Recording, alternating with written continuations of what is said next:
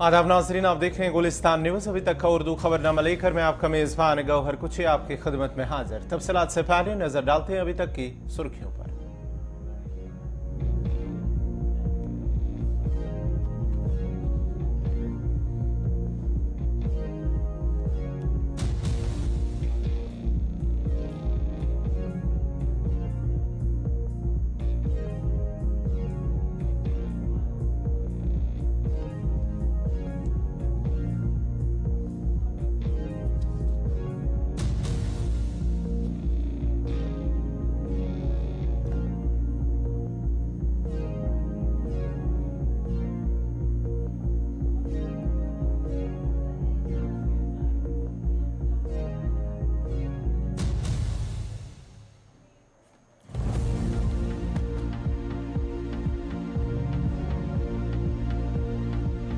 और अब पेश है खबरों की तफसील। सबसे पहले इस वक्त की बड़ी खबर दिल्ली से आ रही है। यासीन मलिक के खिलाफ सजाए मौत की अर्जी पर आज दिल्ली हाई कोर्ट में समाअत हुई और समाअत कुछ देर तक के लिए मुलतवी कर दी गई है। दिल्ली हाई कोर्ट में जहां आज सुबह करीब 11:15 बजे समाअत शुरू हुई, इसके बाद ही दोनों तरफ से कुछ दलाइलें पेश की गई हैं।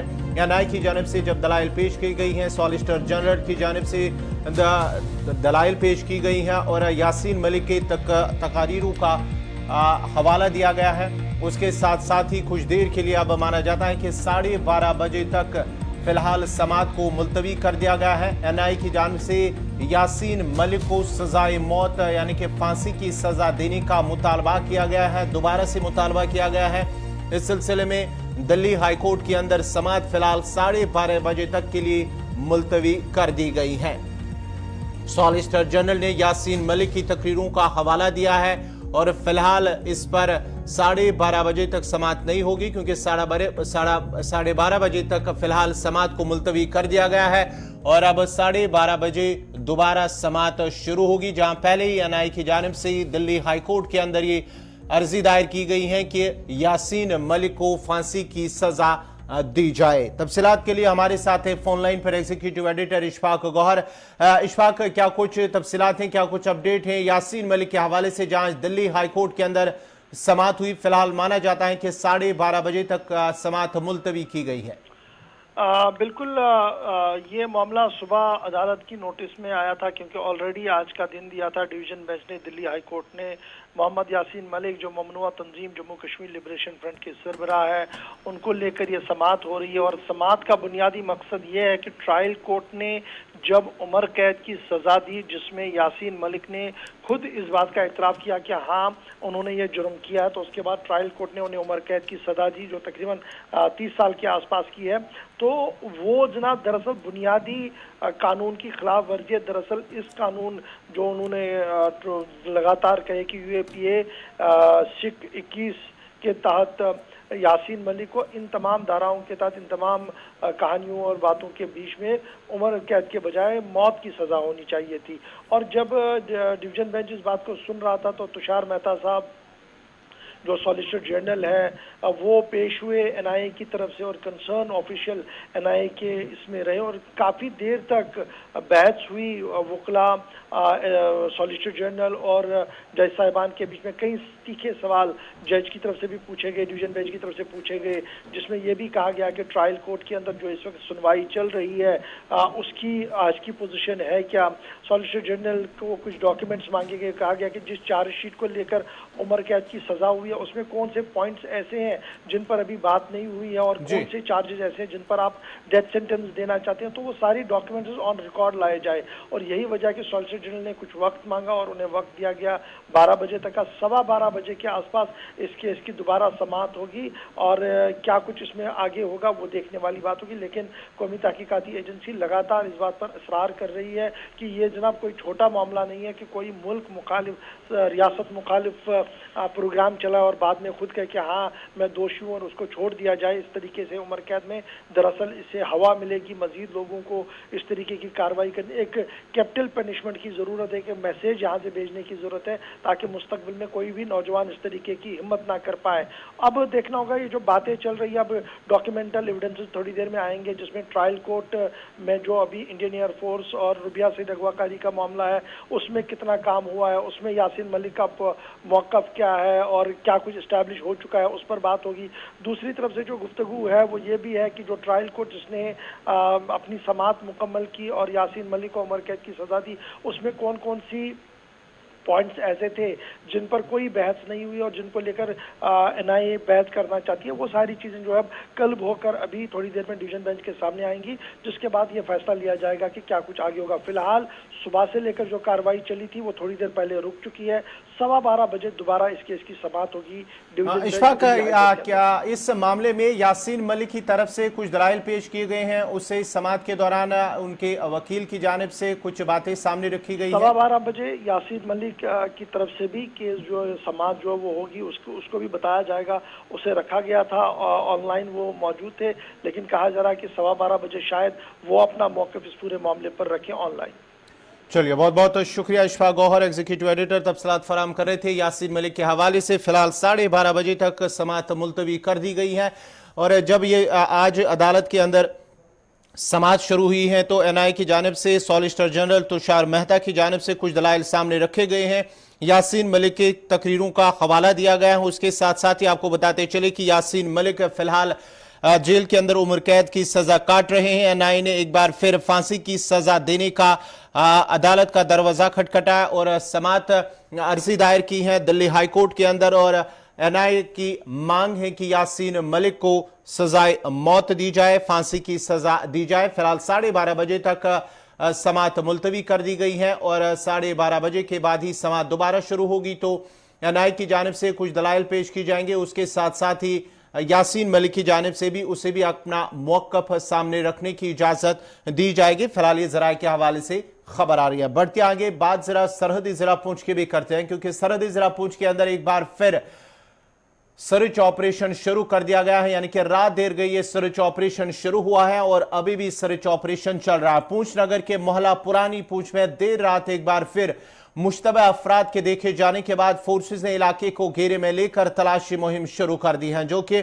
अभी भी जारी है, जिसमें फौज, पुलिस, एसओजी और सीआरपीएफ के एहलकार मौजूद है। पुरानी पूंछ मोहल्ला में रात 11 बजे के करीब कुछ लोगों ने 3 मुश्तबा अफराद को देखा है जो हथियार लेकर आ रहे थे। उसके बाद ही पुलिस को जब इत्तला दी गई है तो पुलिस फोर्सेस के साथ दीगर फौज और एसओजी के साथ उन्होंने इलाके को घेरे में लेकर सर्च ऑपरेशन शुरू कर दिया है, जो अभी भी वहां पर चल रहा है। घर घर की तलाशियां ली जा रही हैं। जहां पर मुश्तबे अफराद को देखा गया है उस पूरे इलाके को मुहासरे में लेकर तलाशी कार्रवाई शुरू कर दी गई है और अभी भी ये तलाशी कार्रवाई चल रही है। आपको बताते चले कि रवा माह की 10 तारीख को भी इसी मोहल्ला पुरानी पूंछ में सुबह सवेरे 2 मुश्तबे अफराद को देखे जाने के बाद ही सर्च ऑपरेशन चला गया, जो कि करीब 2 रोज तक वो सर्च ऑपरेशन जारी रहा और आज एक बार फिर कल रात से सर्च ऑपरेशन कल रात को शुरू किया गया है, जो अभी भी जारी है। वहां पर फौज फोर्सेस की जानिब से ड्रोन का भी इस्तेमाल किया गया है। फौज, पुलिस, सीआरपीएफ इस सर्च ऑपरेशन की मुश्तरका टीमों की जानिब से घर घर तलाशी की जा रही है, जबकि ड्रोन का भी उन मुश्तबे अफराद को ढूंढ निकालने के लिए ड्रोन का भी इस्तेमाल किया जा रहा है। तफसीलात के लिए सीधा पहुंच चलते हैं। ग्राउंड जीरो से हमारे साथ हैं सन्नी शर्मा। सन्नी, जरा अपडेट कीजिएगा, क्या कुछ तफसीलात हैं? जी बिल्कुल गौहर, रात को 11 बजे के लगभग कुछ संदिग्ध जो है वो हथियारों के साथ जो है पुरानी पूंछ इलाके में देखे गए थे और उसके बाद सेना को इसकी इतला जो है वो दी गई। सेना, पुलिस और सीआरपीएफ के जवान जो है जो पुरानी पूंछ का एरिया है वहां पर पहुंचे और पूरे इलाके को जो है उन्होंने अपनी हिरासत में ले लिया, अपनी गिरफ्त में ले लिया और सर्च ऑपरेशन शुरू कर दिया। अगर इस इलाके की बात करें तो ये इलाका बिल्कुल एलओसी के करीब का इलाका है। इसकी कुछ ही दूरी पर एलओसी शुरू हो जाती है और बीच से एक नाला गुजरता है जिसे हम बताड़ नाला कहते हैं। उस बताड़ नाले की अगर बात करें तो उसके बीच कई बड़े बड़े गड्ढे हैं वहाँ ऐसे संदिग्ध जो देखे गए हैं वो भी छुप सकते हैं। बीती रात से ही सेना और पुलिस जो है इस इलाके को जो है उसने कार्डन कर लिया था और रात से ही सर्च ऑपरेशन शुरू कर दिया था। सुबह होते ही सर्च ऑपरेशन को और भी ज्यादा तेज कर दिया गया है और अभी भी वहां पर सर्च ऑपरेशन शुरू कर दिया गया है। और सनी जरा ये बताएगा, ये जो ऑपरेशन चल रहा है क्या वहां पर घर घर तलाशियां ली जा रही हैं उस इलाके में जहां पर इन मुश्तबह अफराद को देखा गया है? जी बिल्कुल गौर, एक एक घर की तलाशी ली जा रही है और जितने भी घर के लोग हैं उनके नाम नोट किए जा रहे हैं। उनसे ये भी कहा जा रहा है अगर आपके घर पर कोई भी संदिग्ध आता है तो उसकी खबर जो है पुंछ पुलिस स्टेशन में दे। और आपको बता दूं कि पूरे मोहल्ले पर जो है वो ड्रोन से नजर रखी जा रही है। डॉग की टीम भी लाई गई है। एक एक घर पर अगर सर्च के लिए जाते हैं तो पहले डॉग को भेजा जाता है, डॉग उसकी सर्च करता है और उसके बाद सेना के जवान और एसओजी के जवान हैं, उसके अलावा पुलिस के जवान हैं, सीआरपीएफ के जवान हैं, वो सर्च करते हैं। पूरे इलाके को अभी भी कार्डन करके रखा है। बड़े पैमाने पर पूरे इलाके में सर्च चल रही है। बहुत बहुत शुक्रिया सन्नी शर्मा, आपका पूंछ से तफसीलात फराम करे थे ग्राउंड जीरो से, जहां पर मुश्तबह अफराद के देखे जाने के बाद कल रात 11 बजे के करीब ये ऑपरेशन शुरू हुआ था, जहां पर कुछ मुश्तबह अफराद को देखा गया। उसके बाद ही पुलिस को इतला दी गई है और पुलिस, फौज और सीआरपीएफ के एहलकार मुश्तरका टीमों की जानिब से कल रात से ही इलाके को मुहासरे में लेकर तलाशी कार्रवाई शुरू कर दी गई हैं, जो कि अभी भी जारी हैं और घर घर वहां पर तलाशी ली जा रही हैं, जबकि अफराद खाना से भी पूछताछ की जा रही है। नाजरीन, खबरनामा जारी रहेगा, यहां पे छोटा सा तिजारती वक्फा। खैर मकदम है, बढ़ते आगे, बात जरा शुमाली कश्मीर की करते हैं। मंशियात के खिलाफ जम्मू कश्मीर पुलिस की कार्रवाई लगातार जारी है। शुमाली कश्मीर के अंदर भी पुलिस की जानिब से 4 मंशियात फरोशों को गिरफ्तार किया गया है, जिनमें से 2 गैर मकामी बताए जा रहे हैं। 4 मंशियात फरोशों को गिरफ्तार किया गया है, जिनकी शिनाख्त शब्बीर अहमद रोहतर के बतौर हुई है, जो कि खैतानगंज बारामूला का रहने वाला है। उसके साथ साथ ही शोएब एजाज गुरु कानिसपुरा का रहने वाला है। मोहम्मद हिमायूं शेख और मोहम्मद जियाल मुस्तफ़ा जो कि वेस्ट बंगाल के रहने वाले हैं। 4 अफराद को 4 मंशियात फरोशों को गिरफ्तार किया गया, जिनके कब्जे से 410 ग्राम चरस और उसके साथ साथ ही 36 ग्राम ब्राउन शुगर जैसी जो शाई हैं उनसे जब्त की गई हैं। पुलिस की जानिब से पुलिस ने बयान जारी करते हुए कहा है कि एक नाका लगाया गया था और नाका चेकिंग के दौरान एक गाड़ी को सीज किया गया है और इस सिलसिले में एक केस भी दर्ज किया गया है। 4 अफराद को गिरफ्तार किया गया है। यह पुलिस की जानिब से बयान में जारी कहा गया है उनके बयान में। और साथ ही साथ इन 4 मंशियात फरोशों में से 2 का ताल्लुक वेस्ट बंगाल से, यानी कि गैर मकामी 2 मंशियात फरोश समेत 4 अफराद को गिरफ्तार कर लिया गया है।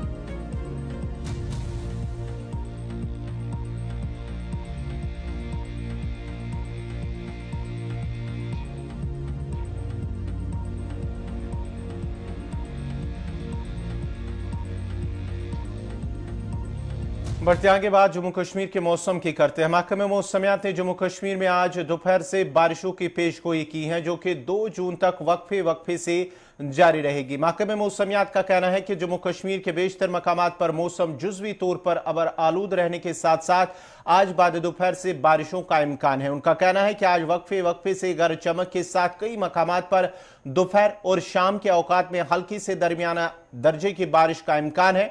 29 मई से 2 जून तक मुतअद्दिद मकामात पर सालाबारी और तेज हवाओं के इम्कान के साथ साथ हल्की से दरमियाना दर्जे की बारिश और गरज चमक की पेशगोई की है। ताहम इस दौरान किसी बड़ी बारिश का कोई इम्कान नहीं है। महकमे मौसमियात के मुताबिक 2 से 6 जून तक मौसम बुनियादी तौर पर खुश्क रहेगा और किसानों को भी मशवरा दिया गया है कि वो फसलों के सुपरे और कटाई जैसे कामों को 2 जून तक फिलहाल मुलतवी कर दे।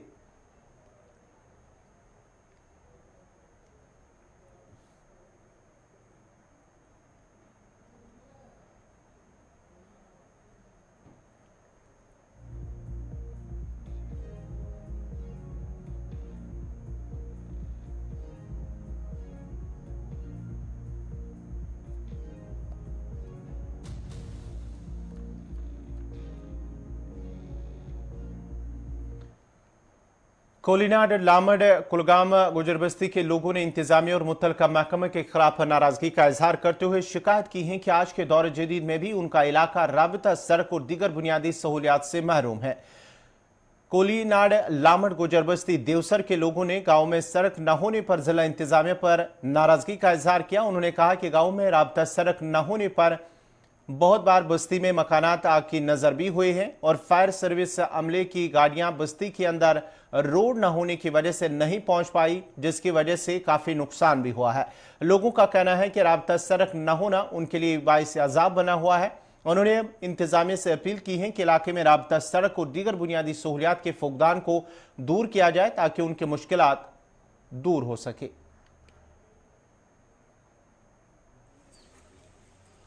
तो मेरा नाम शबीर अहमद है। हमारे गांव का नाम लामड़ बी कोलीनाड है। हमारे हल्का हालन से वाबस्ता है हम। गांव हमारा कोलीनाड है। हमें रोड की बड़ी दिक्कत है। हमारे बच्चों को स्कूल जाते समय टिकट से गुजरना पड़ता है। जब कोई बीमार होता है तो उसको चारपाई पे उठा के हॉस्पिटल तक लेके जाना पड़ता है। बच्चों को स्कूल जाने में बहुत दिक्कत होती है। कमज़ोर बुजुर्ग जो उनको इधर उधर एक जगह से दूसरी जगह मूवमेंट करने में बहुत ज़्यादा दिक्कत होती है। कहीं जगह पे हमें बंड्स की ज़रूरत है, रोड को कुशादा करने की ज़रूरत है। कई जगहों पे रोड पे लोगों ने कब्जा किया हुआ है, इसको कुशादा करने की ज़रूरत, मैग्डमाइज करना है, इस पर बॉर्डर बिछाए जाएँ। कोलीनाड से रेशीपुरा लामड़ तक जो रोड है, ये मसला हमारा फौरी तौर पे हल होना चाहिए। उसके बाद जो हमारा लामड़ से अकाल रोड है, वो मसला हमारा कई सालों से दरीदा पड़ा हुआ है, लिहाजा वो मसला भी हमारा हल होना चाहिए। आरवाड़ से मलदार तक का जो हमारा रोड है वो भी पेंडिंग है, वो मसला भी हल होना चाहिए। कोलीनाड में रहता हूँ, मेरा नाम मोहम्मद शफी है। सर, हमें जो ये रेशीपुरा से कोलीनाड रोड है, इसमें बहुत दिक्कत है। आपने खुद भी देखा होगा, यहाँ खाली कीचड़ और गाराई है। हमारे बच्चे स्कूल जाते हैं, इनको बहुत ज़्यादा मुश्किलात होती है। हम अगर कोई हमारा बीमार पड़ जाए, हमें डिलीवरी केस होते हैं, कुछ होते हैं। हमारी 2-3 लड़कियां की डेथ यहीं होगी। जब डिलीवरी उनकी होती थी तो हम उनको रोड तक नहीं पहुंचा सकते थे। क्यों? एम्बुलेंस तो रोड पे आती है, तो रोड के बिना एम्बुलेंस तक पहुंच नहीं पाए और हमारी 2-3 लड़कियों की भी डेथ हो गई। लिहाजा मेहरबानी करके हमारी गवर्नमेंट से अपील है कि इस रोड को कुछ ना कुछ अगर मलबा ही डाल दिया जाए, कुछ सोलिंग ही डाल दी जाए, कि इसमें कम से कम छोटी बड़ी गाड़ी अगर पहुंच जाती, हमारे बच्चे, हमारे बूढ़े बुजुर्ग सब चल सकते हैं।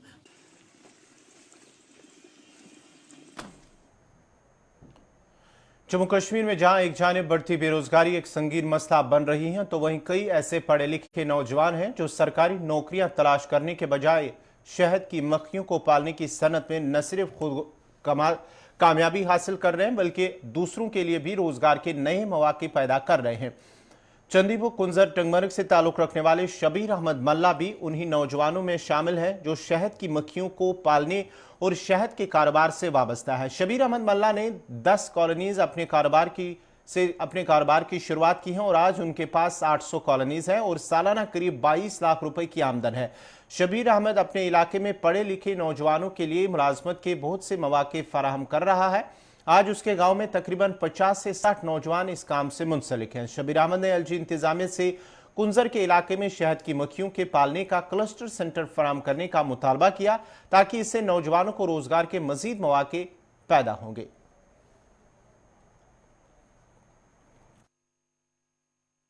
मेरा नाम शबीर अहमद मल्ला है। मैं कुंजर बारामूला का रहने वाला हूं। तो मेरे पास इस टाइम 800 कॉलोनियाँ हैं। तो मैं नौजवानों से कहना चाहता हूं कि इसमें ज़्यादा से ज़्यादा आ जाए तो अपना रोज़गार हासिल करे। तो कितनी कमाई आपकी साल भर से हो रही है? साल भर से कम मेरे पास कमाई है 15 से 20 लाख रुपए। 20 लाख रुपए जी सर। तो आप क्या कहना चाहेंगे, किस तरह से ये जो है पूरा निज़ाम आप चला रहे हैं?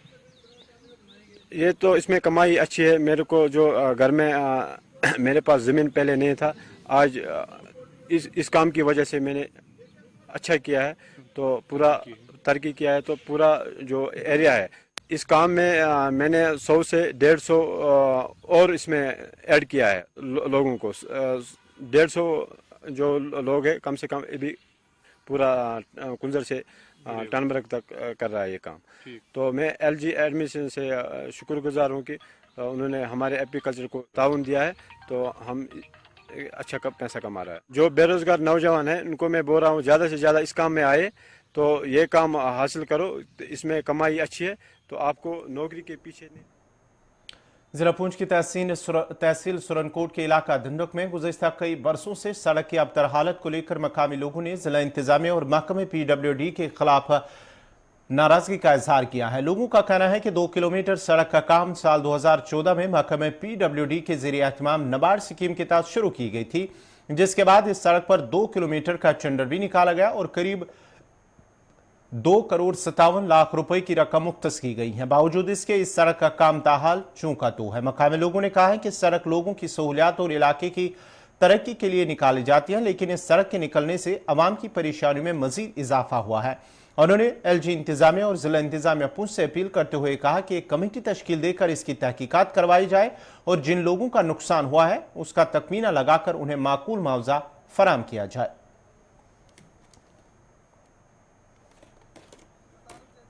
हमारे ठेकेदार साहब ने लगभग 10 लाख 15 लाख 20 लाख का काम किया होगा इस रोड पे, तो वो चला गया वापस, और ये लोगों का इतना बड़ा नुकसान है। मैं एडमिनिस्ट्रेशन पुंछ से, एडमिनिस्ट्रेशन सुरनकोट से जो है अपील करता हूँ कि वो एक टीम मुकर्रर करें, तो यहाँ पे मौके पर आया जाए और आके यहाँ देखें जिन लोगों का नुकसान हुआ है, किसी का मकान है, ज़मीनें हैं, जो भी नुकसान हुआ है, कब्रिस्तान 2 कब्रिस्तान डैमेज हो चुके हैं, तो उनका नुकसान जो है भरपा किया जाए। यहाँ खासकर DC साहब पुंछ से मैं अपील करता हूँ कि वो खुद यहाँ आए, अगर खुद नहीं आएंगे तो अपनी एक कमेटी तश्कील दें, उनको यहाँ भेजा जाए और मौके पर आके देखें और लोगों का नुकसान जो है वो पूरा किया जाए। ये रोड है रियाज फामड़ा मोड़ टू वाया महल्ला सईदा हुंडी, 2 किलोमीटर के इसका टेंडर हुआ था नबार्ड में, उसकी कास्ट थी 2,57 लाख रुपए। एजाज साहब में पोठे के ठेकेदार साहब, उनको ये टेंडर हुआ तो उन्होंने काम शुरू किया। काम तो इस रोड का पिछले 9 साल से चल रहा है। 2014 में इसकी कटिंग की गई थी, कुछ MLA फंड में से 10 लाख रुपया दिया, उसके बाद पंचायत का पैसा कुछ लोगों ने कलेक्शन करके अपना पैसा लगाया।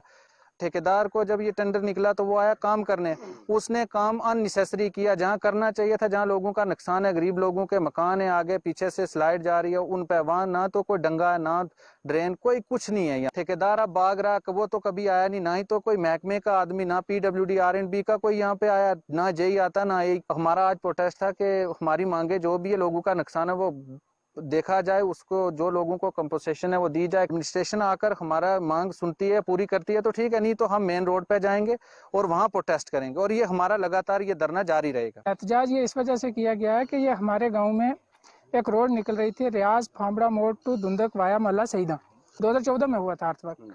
तो उसके बाद 2 किलोमीटर की टेंडरिंग हुई थी जो गवर्नमेंट ने किया, 2,57,00,000 रुपया।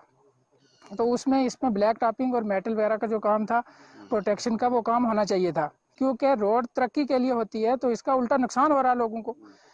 लोगों के पास एक जो थोड़ी ज़मीन थी वो भी इस रोड की नज़र हो गई। अगर ये इंतज़ामिया हमारी बात नहीं सुनती है तो हम नेशनल हाईवे पे प्रोटेस्ट करेंगे। तो ये धरना जारी रहेगा जब तक लोगों का जो है वो नुकसान भरपा नहीं होता। लोगों के मकान इसमें आए हैं, लोगों की ज़मीनें आई हैं, 2, 3, 4 कब्रिस्तान आए हैं इसमें, तो कोई सुन ही नहीं रहा इस बारे में। जम्मू के नगरोटा में 121 करोड़ रुपए की लागत से तैयार होने वाले जम्मू चिड़ियाघर को आज LG मनोज सिन्हा की जानिब से उसका इफ्तिताह किया गया है। महकमे जंगलात जम्मू कश्मीर की तरफ से तैयार होने वाला यह चिड़ियाघर नगरोटा के खानपुर में 227 एकड़ से ज्यादा अराजी पर तैयार किया गया है। इस चिड़ियाघर में बाकी जानवरों के अलावा ब्लैक बक्स लोगों की तवज्जो का मरकज होगा। गुजरात, उड़ीसा, मध्य प्रदेश, हरियाणा और उत्तर प्रदेश जैसी रियासतों से शेर, चीते, रीछ, मगरमच्छ जैसे जानवर लाए गए हैं। जम्मू चिड़ियाघर शुमाली भारत का सबसे बड़ा चिड़ियाघर माना जाता है, जिसमें दीगर सहूलियात के अलावा बच्चों के लिए पार्क, बैटरी पर चलने वाली कारें और साइकिल दस्तियाब हैं। और इस चिड़ियाघर से जम्मू में सयाहती शोबे को मजीद फरोग मिलेगा।